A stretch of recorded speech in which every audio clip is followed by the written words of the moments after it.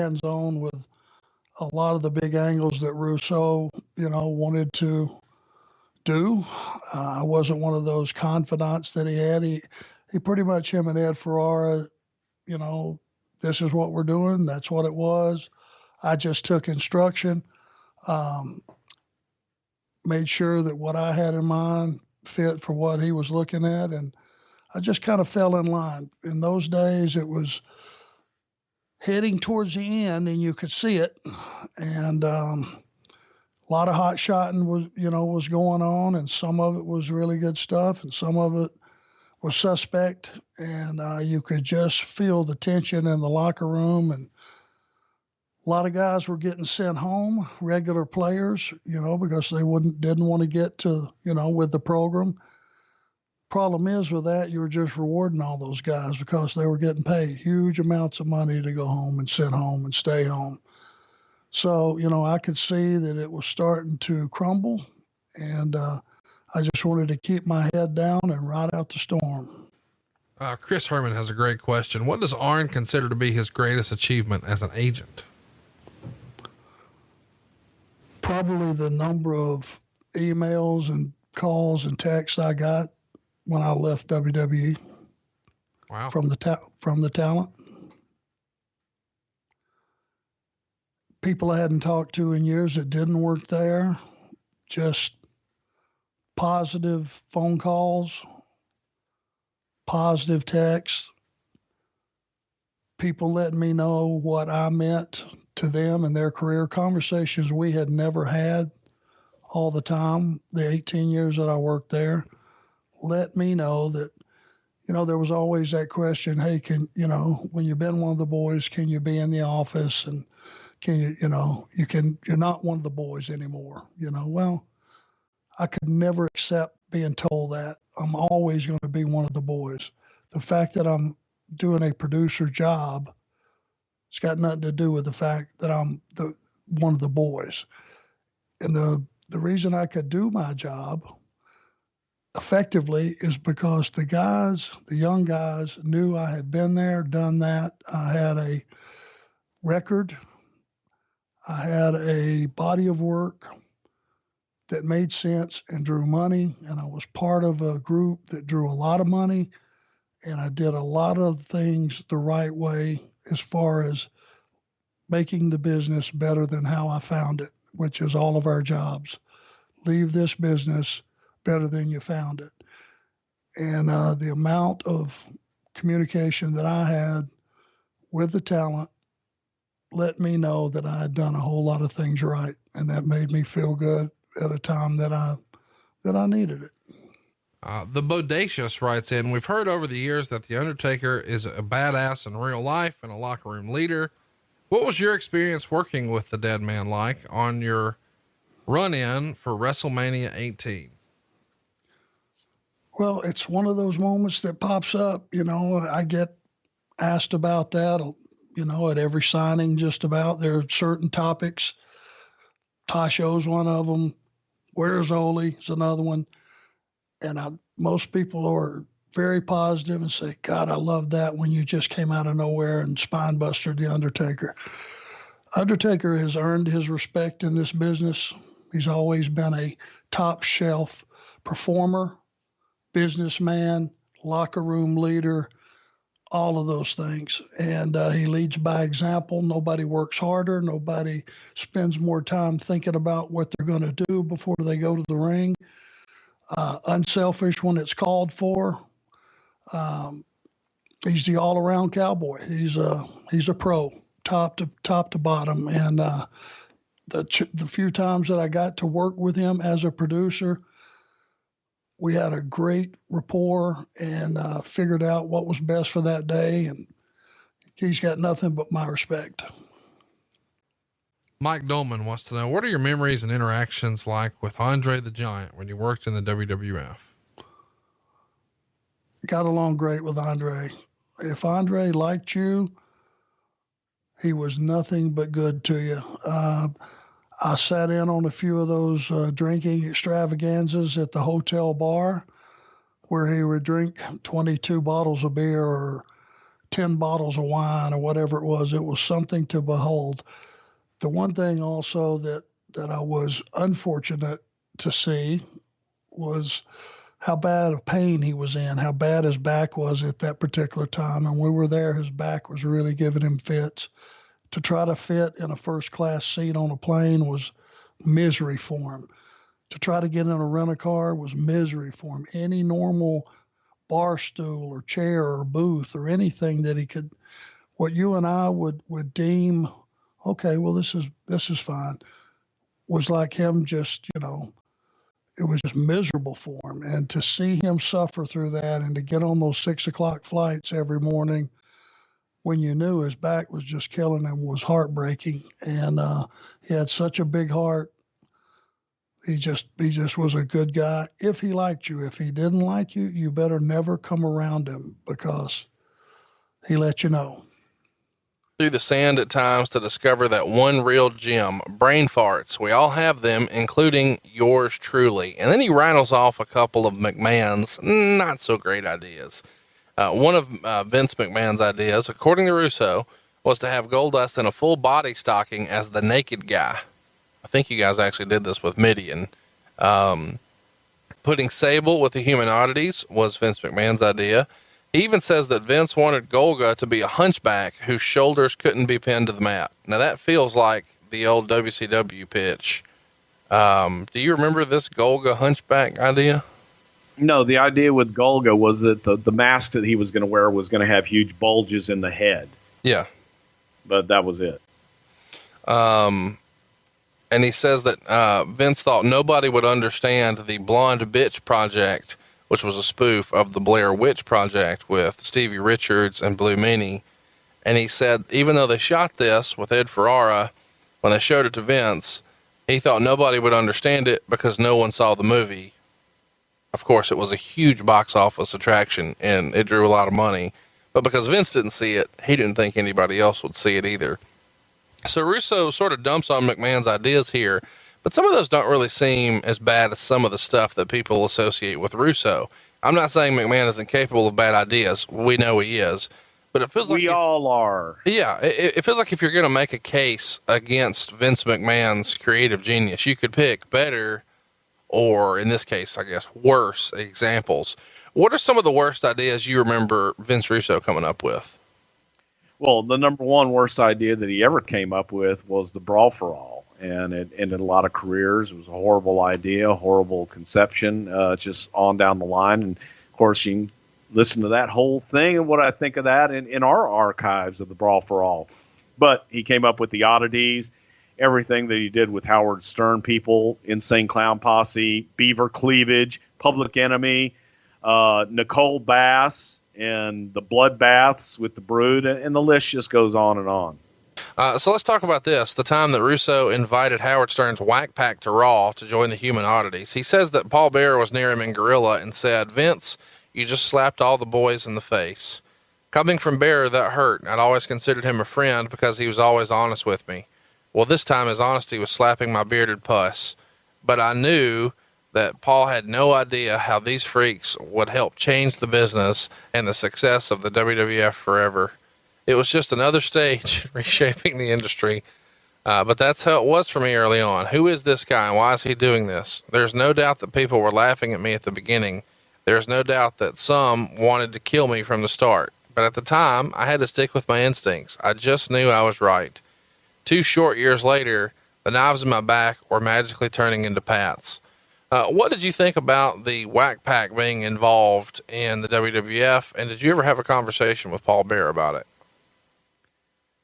I hated the Whack Pack. I thought it was horrible. It was just a joke, and having to deal with them in the back was a huge pain in the ass, having people on crack and drunk all over the place.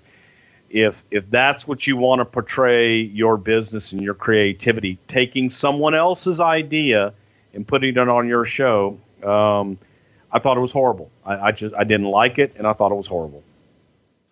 Well, let's break this down. Those freaks would help change the business and the success of the WWF forever. It was just another stage in reshaping the industry. How did the Oddities and the Whack Pack change the business and the success of the WWF forever, Bruce? You're asking the wrong guy. It was terrible.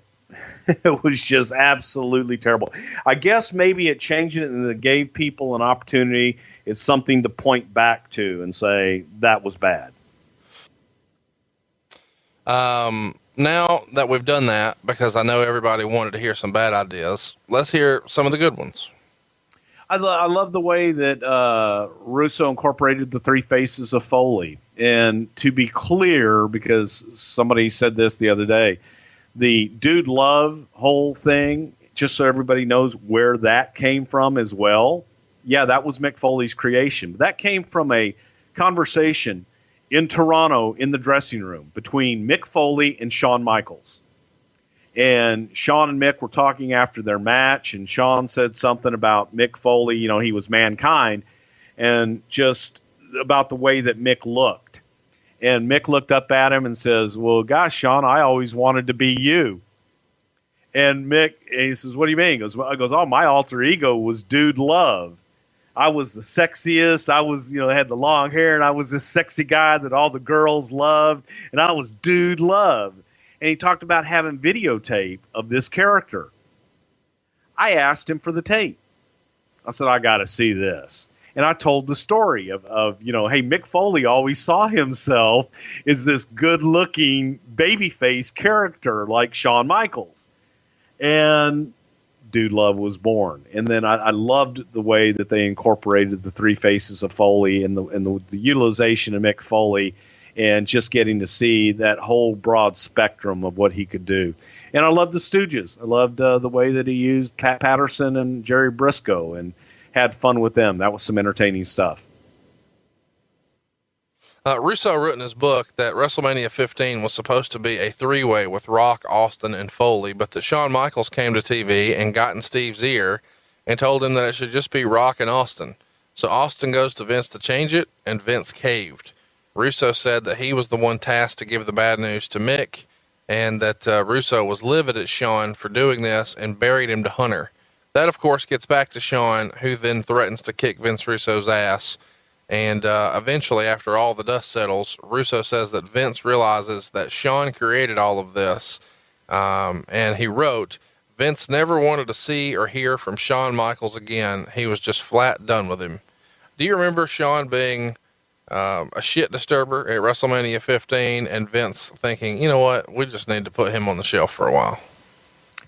I remember this whole incident, and I remember Shawn Michaels confronting Russo and telling him, he goes, I may not be able to kick a lot of people's ass, but I know I can kick your ass. That was in his book too. He put that. Yeah.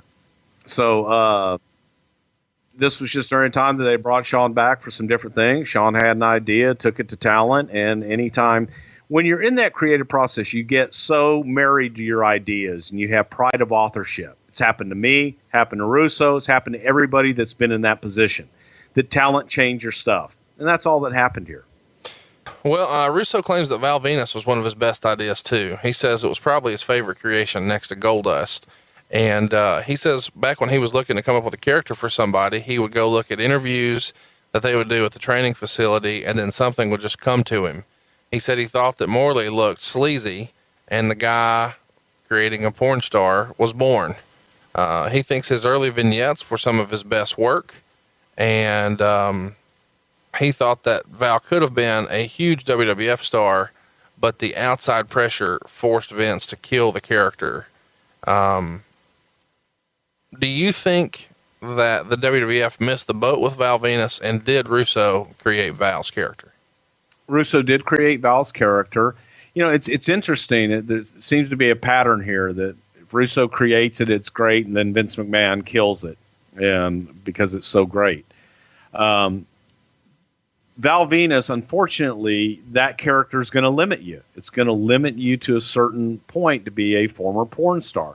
Personally, I thought that the character was great. I loved the gimmick. Loved Sean Morley, and had a lot of fun with the gimmick, and I liked the character. But there was only so far you could go with that character, unfortunately.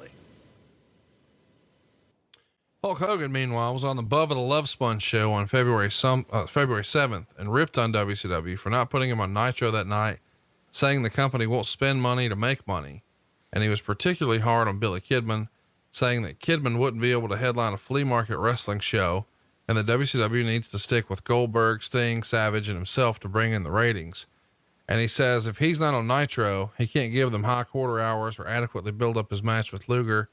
And he also put over the job Vince McMahon is doing with the WWF, and says it's no wonder the WWF is kicking their butts when WCW has him and just won't use him, and instead thinks Billy Kidman and those types are main eventers. How much of that is really Terry Bollea, and how much of that is just Hollywood, brother? No, that was Terry speaking from the heart.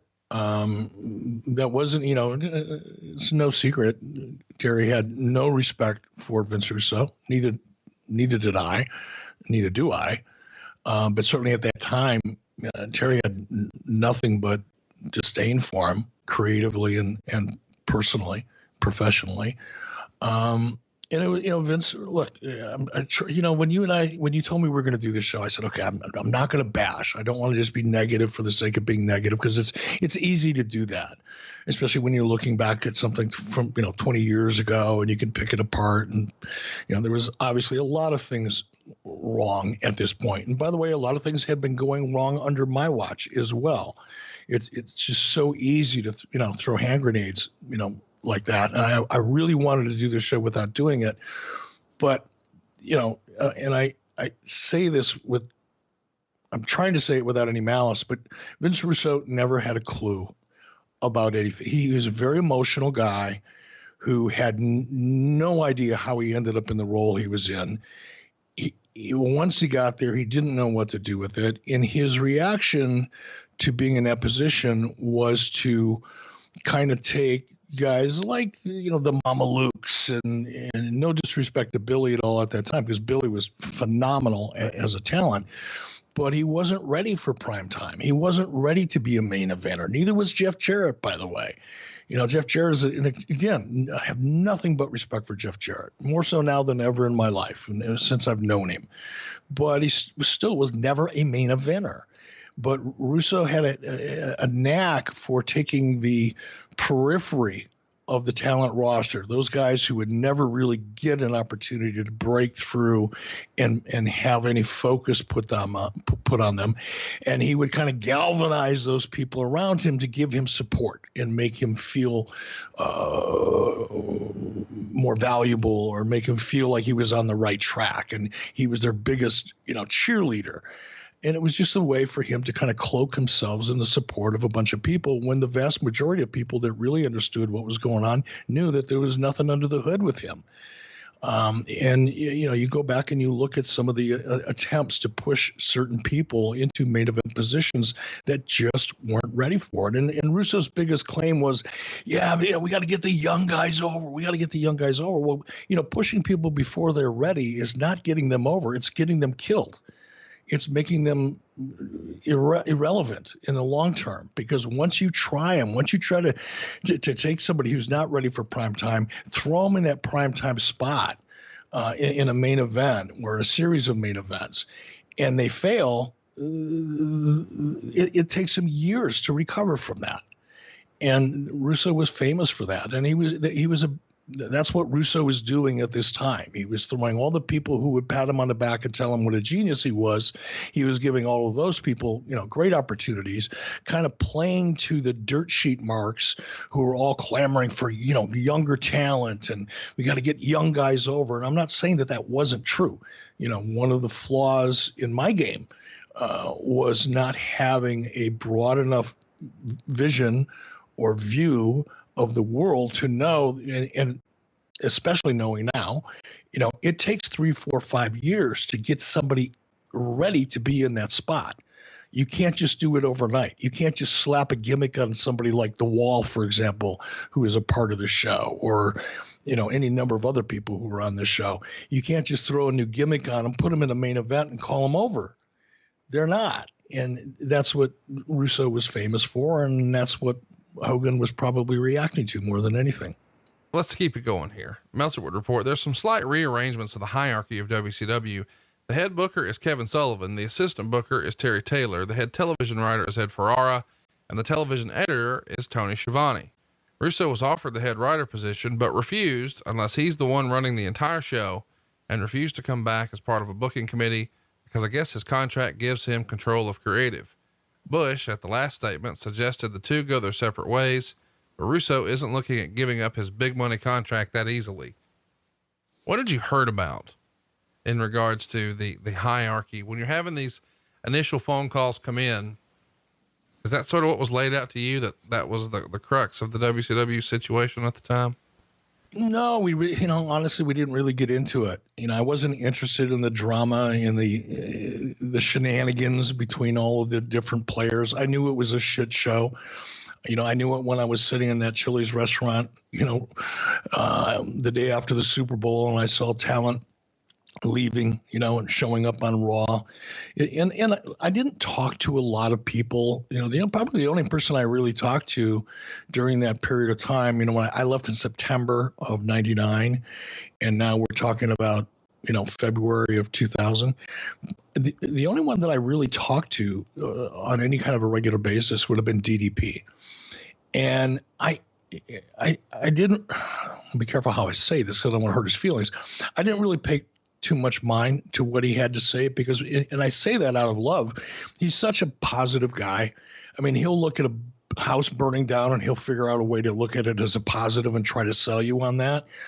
So no matter what he was saying and as optimistic as he was trying to be, I could see what was going on, and I heard enough, from other people what was going. It was a shit show, and I knew the people involved. I knew the politics, and I knew the players.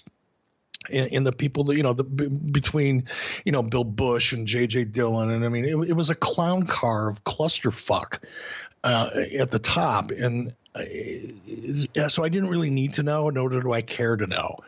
When I talked to Brad, it was like my first call, it was, a lot of dancing around and feeling each other out, and him feeling me out to a degree. And then it was, okay, what would it take for you to come back? And you got right to the point. And there was really no need to talk about the drama that was going on backstage because, number one, I didn't have anything to do with it. And number two, if I came back, a lot of shit was going to be changed anyway. So it wasn't really necessary to understand who or why or how things had gotten as fucked up as they were. Let's keep it moving here. Let's talk about an interview that Sting did on the WrestlingObserver.com website with Alex Marvez. When asked about people seemingly not having an idea what to do with his character, he said, quote, "Nobody feels the frustration of it more than I do. We had a really good thing going. I know what happened. To give all the reasons would take too much time. But when things are really working, people find a way to try and break you down because nobody wants you to become too successful. I'm speaking of people within the wrestling business. Vince Russo, who's not with us anymore, told me when I come back, he'd like to have me back as the scary man who comes down from buildings. I don't know what happened with that and how it would come across from a Mark standpoint, if that's the favorite thing they would like to see go again. But I don't know if it's one of those been there, done that ideas either. I don't know if it would work again." And he also says that he was originally scheduled to return on that February 14th Nitro, but it doesn't look like that's going to happen. He said he's been in talks of bringing back his 1980s version of the blonde flat top gimmick, but he said he didn't want to do that. What did you think of Sting's comments here that certain people don't want you to become too successful? It doesn't sound like something Sting would say or Steve Borden would say. But I would imagine he was very frustrated at that time. He was probably still going through a lot of personal issues at the same time as well, I would imagine. So I think the combination of his personal life and professional life probably brought out some negativity that you might not otherwise, expect to hear from Sting. I certainly don't know what was in his head at the time, so I can't really comment on it. Michael Eldridge also has another great question that we've never talked about on this show before, I don't think. And I can't believe we've made it this far and we didn't. What are Arn's thoughts on working with Vince Russo in WCW? Russo, of course, a lightning rod personality in professional wrestling, but certainly you can't argue his success that he had with Vince McMahon. By the time he gets to WCW is, a bit of a wayward ship. and he's asked to write it, and it didn't go exactly as everyone hoped. And now he's spent a lot of time being criticized since then. You worked with him. What'd you think? Well, you know what I did, and this is just the truth, and I always just tell the truth, no matter how boring or absurd or ridiculous it may sound, but he's one of the guys that I worked for instead of with. When he came in, a lot of guys started going home, the regular guys, the big stars, because there was a creative difference in what they had in mind and what he had in mind. And, I would say probably their punishment was their reward. They were sent home with pay. All I did as an agent at the time was exactly what he wanted, him and Ed Ferrar, because they were writing the show. And from my perspective, they had absolute autonomy. What they said went. If they're sending home all these high dollar players, and there's no issue with that coming from anywhere, then I'm just going to do my job. So was Vince Russo in some areas very creative? Absolutely. I was also from that same period at that point in time in my career and thought process, thought everything needed to make sense. I was still stuck there. And today, I still believe it at least needs to make sense. Now, it shouldn't dumb the product down. It shouldn't be so outlandish that nobody's going to buy it. As long as, it can be as creative as you want it to be, but at least at the end of the day, when it's all said and done, have it make sense. And, the fact is there at the end, he was basically all he had to work with was the young talent, a lot of them from the school, a lot of them were rookies, not much time in the business. So to answer the question, I worked for him. What he said he wanted, I did my best to give him, and that was the extent of our relationship. Let's to my memory. Hey, it's Conrad Thompson. Thanks for checking out the podcast here on YouTube. Be sure to hit the subscribe button and the notifications bell so you get a notice anytime we upload some new content. And go save yourself some money right now. If you're in a 30-year loan or you have credit card debt, it's not a matter of if I can save you money. It's a matter of how much. Find out right now for free at SaveWithConrad.com.